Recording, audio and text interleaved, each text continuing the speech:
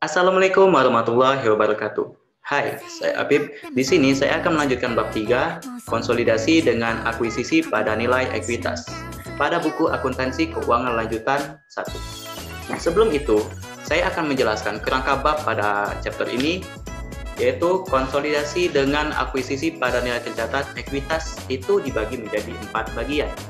Pertama itu karakteristik dengan akuisisi dengan nilai pada nilai tercatat yang terbagi menjadi 2, yaitu prosedur konsolidasi dan jurnal eliminasi.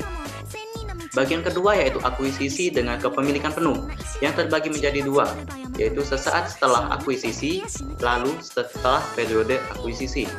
Bagian ketiga yaitu akuisisi kepemilikan sebagian yang terbagi menjadi 3 bagian. Pertama itu kepentingan non-pengendali, lalu sesaat setelah akuisisi, dan setelah periode akuisisi. Kemudian bagian keempat, yaitu isu lain seputar konsolidasi dibagi menjadi 2. Ada metode biaya, dan kemudian ada penyajian dan pengungkapan. Kita mulai dari karakteristik konsolidasi dengan akuisisi pada nilai tercatat ekuitas. Pada bab kedua, secara menyeluruh telah membahas perlakuan akuntansi untuk investasi pada instrumen ekuitas memiliki perusahaan lain. Dalam aktivitas investasi pada instrumen ekuitas, suatu perusahaan memungkinkan untuk melakukan pembelian atas sebagian atau seluruh instrumen ekuitas yang dikeluarkan oleh investi pada nilai buku tercatatnya. Sesuai pada bab kedua, saham merupakan cerminan dari besarnya hak pemegang saham atas entitas tempat berinvestasi sesuai aturan yang telah disusun pada perundang-undangan di Indonesia. Bila suatu entitas investor memiliki seluruh atau sebagian antara 50-100% kepemilikan pada entitas lain, secara lazim dapat dikatakan bahwa investor tersebut memiliki hak pengendali atas investasi. Prosedur konsolidasi. Berdasarkan PSAK nomor 65 tahun 2014, laporan keuangan konsolidasi disebut bahwa investor mengendalikan investi ketika investor terekspos atau memiliki hak atas imbal hasil, variabel, dan keterlibatannya dengan investasi, dan memiliki kemampuan untuk mempengaruhi imbal hasil tersebut melalui kuasanya atas investi. Ini merupakan salah satu implikasi dari investasi yang menyebabkan pengendalian investor terhadap investi adalah munculnya istilah entitas induk dan entitas anak dalam hubungan antara investor dan investi. Induk perusahaan adalah entitas yang melakukan investasi sehingga memiliki hak pengendali atas entitas lain, sedangkan entitas anak adalah entitas yang dikendalikan. Konsolidasi laporan keuangan merupakan proses penggabungan 2 atau lebih laporan keuangan yang dimiliki oleh 2 atau lebih entitas sehingga menjadi sebuah laporan keuangan utuh yang menyeluruh yang mencerminkan semua hasil operasional, arus kas, dan posisi keuangan entitas-entitas tersebut. Menurut PSAK 65 tahun 2014, prosedur laporan keuangan konsolidasi adalah: pertama, menggabungkan aset, liabilitas, ekuitas, penghasilan, beban, dan arus kas sejenis dari entitas induk dan entitas anaknya. Kedua, mengeliminasi jumlah tercatat dari investasi entitas induk pada setiap entitas anak dan bagian entitas induk pada ekuitas setiap entitas anak. Ketiga, mengeliminasikan secara penuh aset dan liabilitas, ekuitas, penghasilan, beban, dan arus kas dalam indera kelompok usaha terkait dengan transaksi antar entitas dalam kelompok usaha. Jurnal eliminasi. Jurnal eliminasi digunakan untuk menyesuaikan saldo pada setiap akun yang terdapat pada setiap entitas yang akan dikonsolidasi, sehingga mencerminkan saldo yang seharusnya ketika seluruh entitas yang dikonsolidasikan dianggap sebagai sebuah entitas tunggal.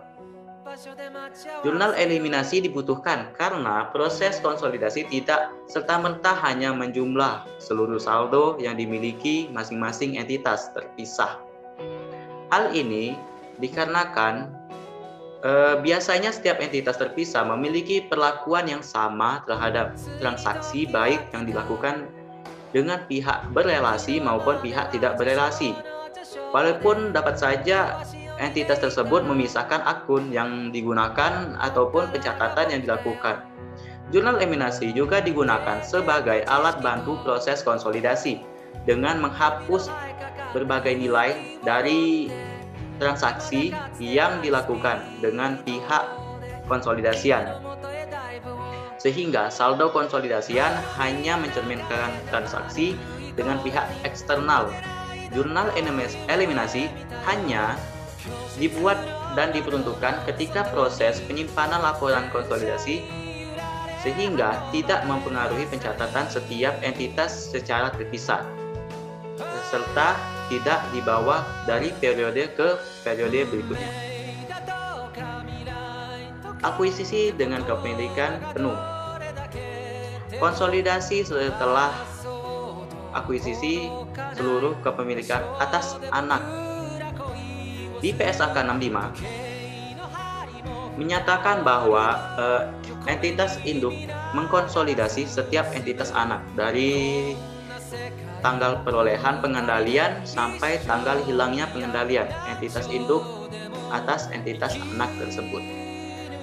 Kombinasi bisnis melalui pengakuan saham salah satu perusahaan oleh perusahaan lain memperkenankan setiap perusahaan yang terlibat dalam proses akuisisi untuk dapat berdiri secara badan hukum dan melanjutkan investasi. Operasional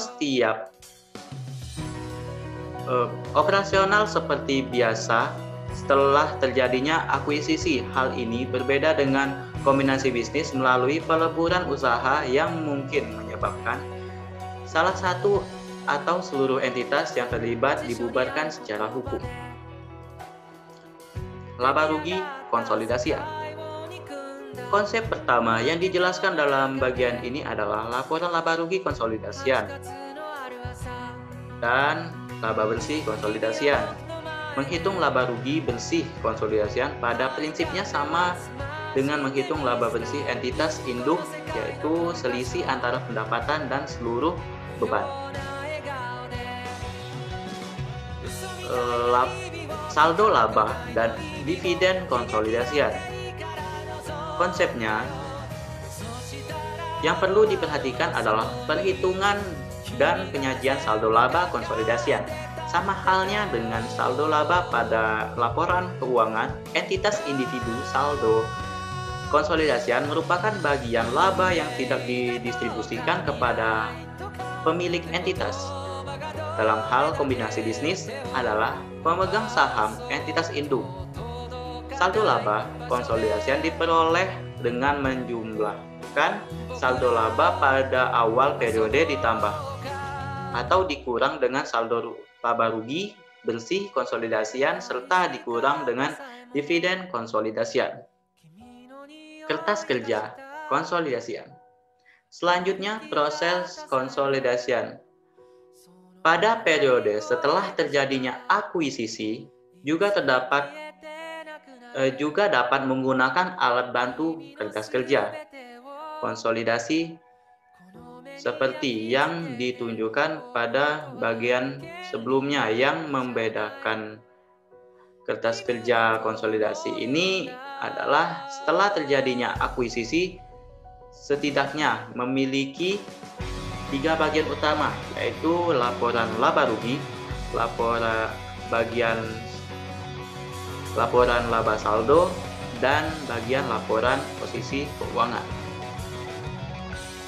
Konsolidasi pada periode setelah akuisisi prinsipnya prosedur yang dijalankan untuk menyusun laporan keuangan konsolidasi pada tahun setelah akuisisi sama dengan prosedur yang dilakukan pada saat menyusun laporan keuangan konsolidasi pada akhir tahun terjadinya akuisisi.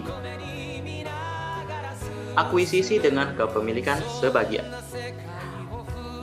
Kepentingan non-pengendali sesaat setelah akuisisi dan setelah periode akuisisi. PSAK 65 memberikan definisi kepentingan non-pengendali sebagai entitas anak yang tidak dapat diatribusikan secara langsung dan atau tidak langsung kepada entitas induk. Hal tersebut diartikan bahwa sebagian dari entitas anak yang tidak dikuasai secara efektif atau dimiliki oleh entitas induk. Isu lain seputar konsolidasian. Konsolidasi dengan metode biaya.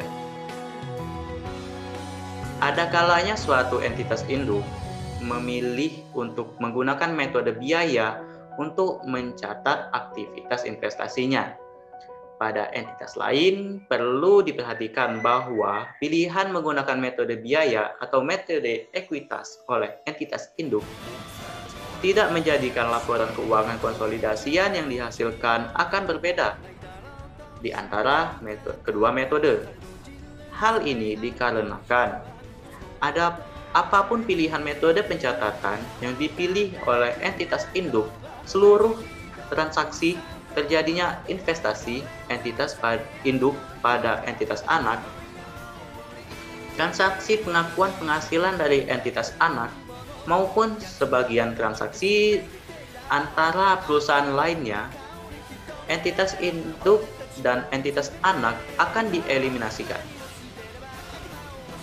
Perbedaan antara metode ekuitas dan metode biaya hanyalah pada jurnal eliminasi yang perlu dibuat karena terdapat berbagai perbedaan dalam pengakuan penghasilan oleh entitas induk.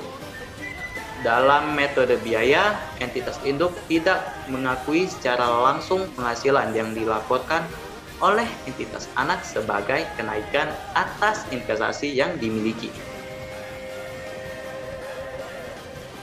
Penyajian dan pengungkapan.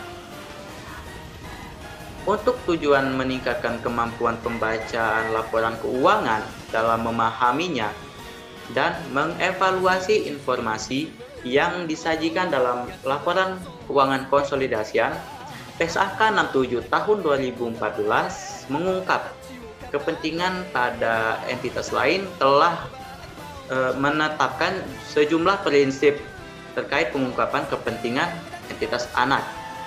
Secara khusus, PSAK 67 menekankan informasi tentang komposisi kelompok usaha dan kepentingan yang dimiliki oleh kepentingan non-pengendali dalam aktivitas dan arus kas kelompok usaha. Jika entitas induk menganggap pada entitas anak terhadap kepentingan non-pengendali yang dianggap material, maka dalam laporan keuangan konsolidasian perlu diungkap sebagai: pertama itu nama entitas anaknya, kemudian itu lokasi utama kegiatan usaha, yang ketiga itu proporsi bagian kepemilikan yang dimiliki oleh kepentingan non-pengendali, keempat itu properti hak suara yang dimiliki oleh kepentingan non-pengendali jika berada dari proporsi bagian kepemilikan. Kemudian yang kelima itu ada laba atau rugi yang diatribusikan kepada kepentingan non-pengendali. Dan yang keenam itu akumulasi kepentingan non-pengendali dari entitas anak pada akhir periode pelaporan. Yang ketujuh itu ringkasan informasi keuangan mengenai entitas anak. Selain itu, pada saat suatu entitas anak memiliki tunggal atau periode pelaporan yang berbeda dengan entitas induknya, PSAK 67 mensyaratkan untuk mengungkap alasan penggunaan metode pelaporan keuangan yang berbeda tersebut. Oke, mungkin itu saja sedikit penjelasan pada bab 3 pada buku akuntansi keuangan lanjutan 1. Demikian dari saya, terima kasih. Wassalamualaikum warahmatullahi wabarakatuh.